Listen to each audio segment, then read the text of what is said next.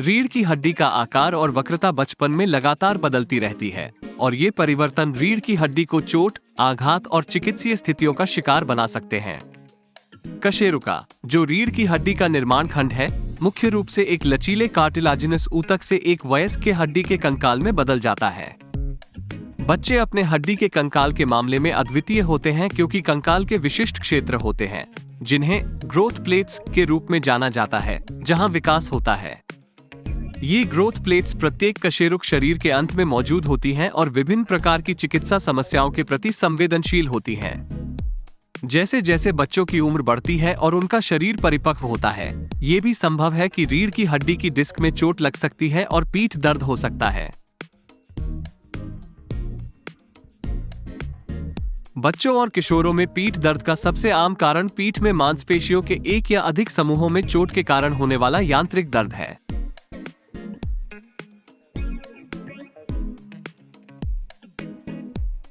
बच्चों और किशोरों में मांसपेशियों में पीठ दर्द के क्लासिक लक्षणों और संकेतों में आमतौर पर अगले लक्षण शामिल होते हैं।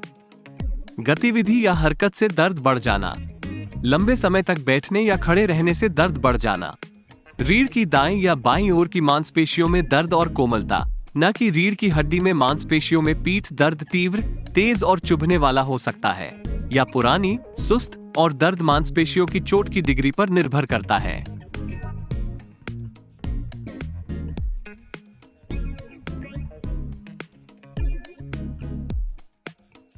तीव्र आघात का इतिहास हो सकता है, लेकिन अधिक बार बच्चों में मांसपेशियों में पीठ दर्द समय के साथ धीरे धीरे विकसित हो सकता है और घातक रूप से भड़क सकता है, जो निम्नलिखित कारकों में से एक या संयोजन के कारण होता है। खेलते समय या खेल में भाग लेते समय चोट लगना, एक कंधे पर बैकपैक ले जाना या नियमित रूप से अत्यधिक भारी बैकपैक का उपयोग करना, बैठते, खड़े होते या चलते समय असमर्थित मुद्रा का उपयोग करना, अत्यधिक मुलायम गद्दे पर सोना, पैर की लंबाई में विसंगति, मोटापा। समय के साथ विकसित होने वाला मांसपेशियों का पीठ दर्द पुराना और बदतर हो सकता है और यदि मांसपेशियां कमजोर हो जाती हैं तो आसपास की रीढ़ की हड्डी की संरचनाओं के सामंजस्य पर असर पड़ सकता है।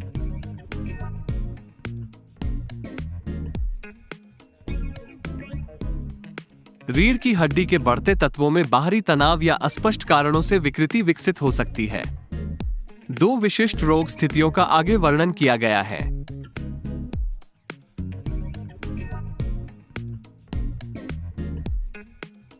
श्यूअरमैन की बीमारी में एक असामान्यता के कारण बच्चे के विकास में तेजी के दौरान कशेरुक के कुछ हिस्से अलग अलग दर से बढ़ते हैं, जिससे कुछ कशेरुक पच्च के आकार के हो जाते हैं।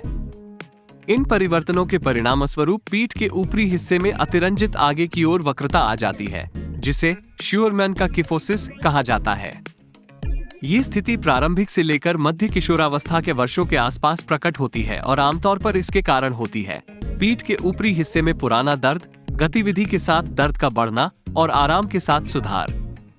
श्यूअरमैन की बीमारी का सटीक कारण अज्ञात है, लेकिन सीमित सबूत बताते हैं कि इसमें आनुवंशिक और चयापचय घटक शामिल हो सकते हैं।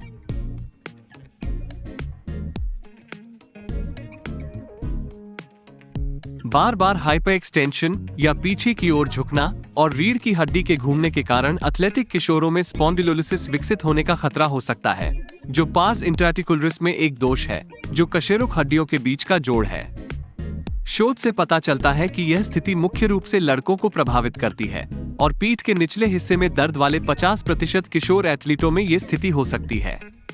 स्पॉन्डिलोलिसिस के लक्षण और लक्षण मांसपेशियों में पीठ दर्द के समान हो सकते हैं और गलती से इन्हें रेडियोलॉजिकल परीक्षणों द्वारा विभेदित और निदान किया जा सकता है। कभी-कभी स्पॉन्डिलोलिसिस खराब हो सकता है और स्पॉन्डिलोलिस्थीसिस में बदल सकता है। इसके नीचे एक कशेरुका का फिसलना। ये स्थिति किशोरावस्था तक बढ़ सकती है।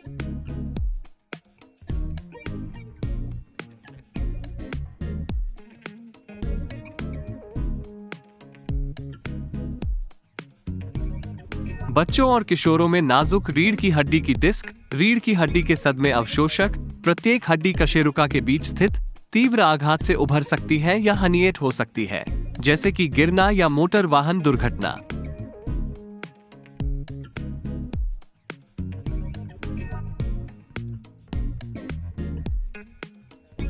बच्चों और किशोरों में हर्निएटेड डिस्क वयस्कों के समान होती है और कटिस नवशूल के लक्षणों से जुड़ी हो सकती है।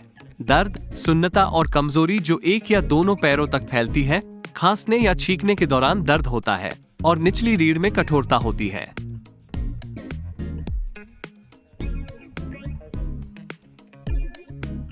डिस्काइटिस एक प्रकार का संक्रमण है जो स्पाइनल डिस्क को प्रभावित करता है। रीढ़ की हड्डी को प्रभावित करने वाले संक्रमण बच्चों में असामान्य हैं, लेकिन गंभीर समस्याएं हैं और इसका मूल्यांकन और उपचार तुरंत किया जाना चाहिए।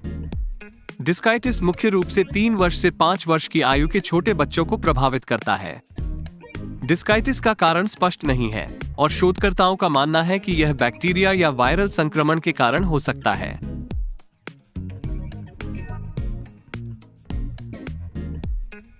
डिस्काइटिस अक्सर घातक रूप से होता है और निम्नलिखित लक्षणों और संकेतों का कारण बन सकता है।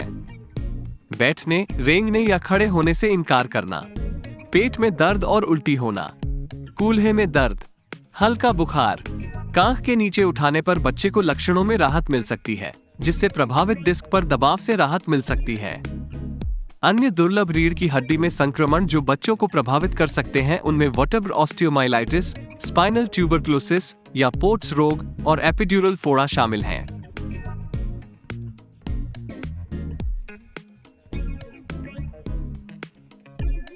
रीढ़ की हड्डी के सौम्य और घातक ट्यूमर रीढ़ की हड्डी के भीतर, रीढ़ की हड्डी से अस्थि मज्जा में या आसपास के तंत्रिका ऊतक से कैंसर कोशिकाओं की घुसपैठ के कारण विकसित हो सकते हैं।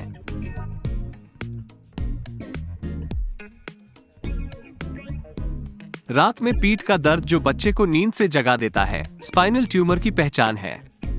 हालांकि ये समझना चाहिए कि दर्द के कारण नींद से जागने वाले सभी बच्चों में रीढ़ की हड्डी का ट्यूमर नहीं होता है। 5 वर्ष से कम उम्र के बच्चों में रात के समय पीठ दर्द विशेष रूप से दुर्लभ होता है और इस लक्षण के लिए तत्काल चिकित्सा की आवश्यकता होती है। स्पाइनल ट्यूमर और कैंसर भी सामान्यीकृत, अस्पष्टीकृत वजन घटाने, भूख न लगना और अस्वस्थता की सामान्य भावना का कारण बनते हैं।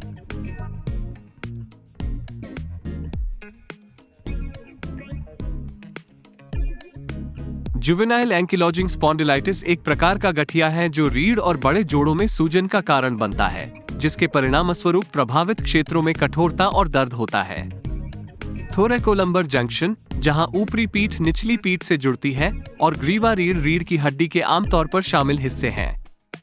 ये स्थिति लगभग 6 साल से 12 साल की उम्र में प्रकट होती है और आमतौर पर लड़कों को युवावस्था से पहले और लड़कियों को युवावस्था के बाद प्रभावित करती है।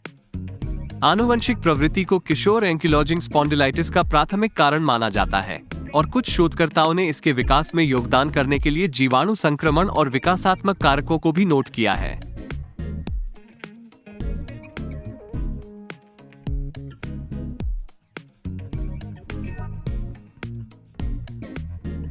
इस स्थिति की शुरुआत में घुटनों, टखनों और पैरों सहित निचले अंगों में दर्द और कठोरता होती है।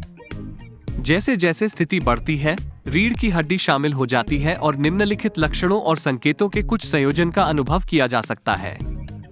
रात में पीठ दर्द जिसके कारण बच्चा नींद से जाग सकता है, खासकर रात के दूसरे पहर में। सुबह रीढ़ की हड्डी में अकड़न जो 30 मिनट या उससे अधिक समय तक बनी रहती है। आगे और बगल में झुकते समय रीढ़ की हड्डी की गति कम हो जाती है। दर्द आमतौर पर व्यायाम के बाद ठीक हो जाता है और आराम करने पर ठीक नहीं होता है।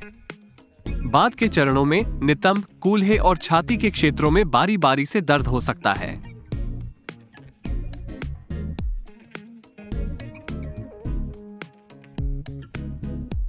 जबकि स्कोलियोसिस किशोरों में एक असामान्य निदान नहीं है, किशोर स्कोलियोसिस शायद ही कभी पीठ दर्द का कारण बनता है। स्कोलियोसिस वाले किशोरों को अन्य कारणों से पीठ दर्द हो सकता है, लेकिन यह नहीं पाया गया है कि किशोर इडियोपैथिक स्कोलियोसिस वाले लोगों में बाकी आबादी की तुलना में पीठ दर्द विकसित होने की अधिक संभावना है।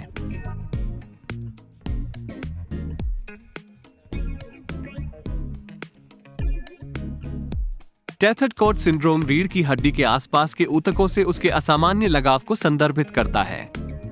असामान्य लगाव के परिणामस्वरूप रीढ़ की हड्डी की सामान्य गति में बाधा आती है और इसकी टर्मिनल संरचनाओं में रक्त का प्रवाह बाधित होता है। रीढ़ की हड्डी की यह स्थिति संक्रमण, जख्म या पीठ के निचले हिस्से को प्रभावित करने वाले ट्यूमर के कारण जन्मजात या अधिग्रहित हो सकती है।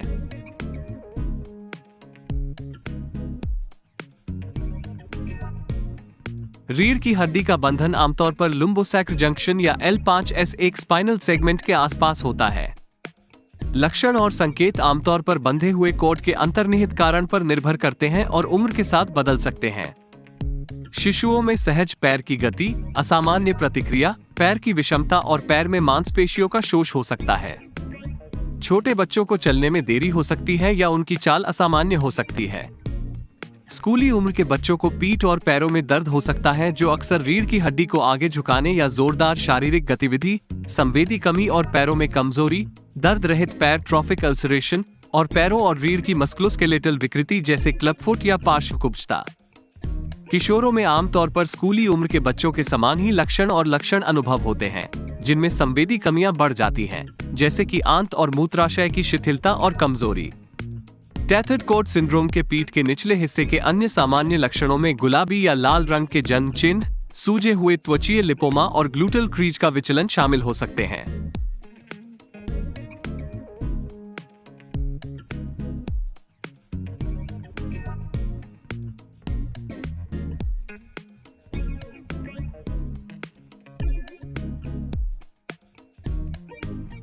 मनोसामाजिक कारक जैसे अवसाद, चिंता, व्यवहार संबंधी मुद्दे और दर्द की धारणा बच्चों और किशोरों में पुराने पीठ दर्द की शुरुआत, तीव्रता और प्रगति से जुड़े हो सकते हैं। ये कारक रीढ़ के अन्य क्षेत्रों जैसे गर्दन में दर्द से भी संबंधित हो सकते हैं। शोध से पता चलता है कि शारीरिक दर्द और मनोसामाजिक कारक शरीर में न्यूरोलॉजिकल और रासायनिक मार्गों के माध्यम से जुड़े हो सकते हैं। सेरोटोनिन और नॉपेनेफ्रिन जैसे रसायन जो शारीरिक चोट के दौरान तंत्रिका आवेगों को संचारित करते हैं, वे किसी व्यक्ति के मूड को प्रभावित करने के लिए भी जाने जाते हैं। जब इन रसायनों का विनियमन या असंतुलन होता है, तो अवसाद, चिंता या तनाव जैसे मनोसामाजिक मुद्दे के अलावा शारीरिक दर्द भी महसूस हो सकता है। एक सामान्य नियम के रूप में बच्चों और किशोरों में पीठ दर्द अपेक्षाकृत असामान्य होता है और पीठ दर्द या संबंधित चिंताजनक लक्षणों की किसी भी रिपोर्ट के लिए बाल रोग विशेषज्ञ या अन्य योग्य स्वास्थ्य देखभाल पेशेवर से परामर्श की आवश्यकता होती है।